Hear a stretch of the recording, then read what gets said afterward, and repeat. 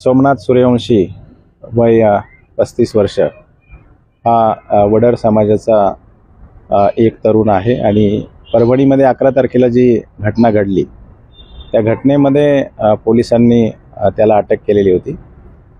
अटकेनंतर 2 दिवस त्याला पोलीस कोठडी सुनावण्यात आलेली होती आणि काल रोजी पोलीस कोठडी संपल्यानंतर त्याला न्यायालयीन कोठडीमध्ये दाखल करण्यात आलेलं होतं। न्यायालयीन कोठडीत दाखल करण्यापूर्वी त्याची वैद्यकीय तपासणी देखील करण्यात आलेली होती।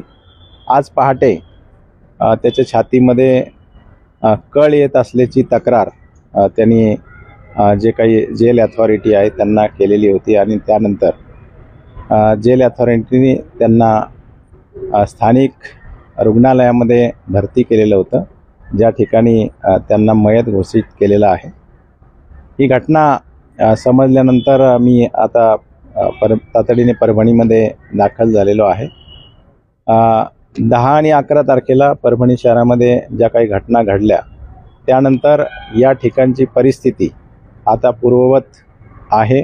मागील 2-3 दिवसापासून किंवा 11 तारखेची घटना घडल्यानंतर इकडं कुठंही काहीही घटना घडलेली नाही आणि सर्व जे जनजीवन आहे ते आता सुरळीत सुरू झालेलं आहे।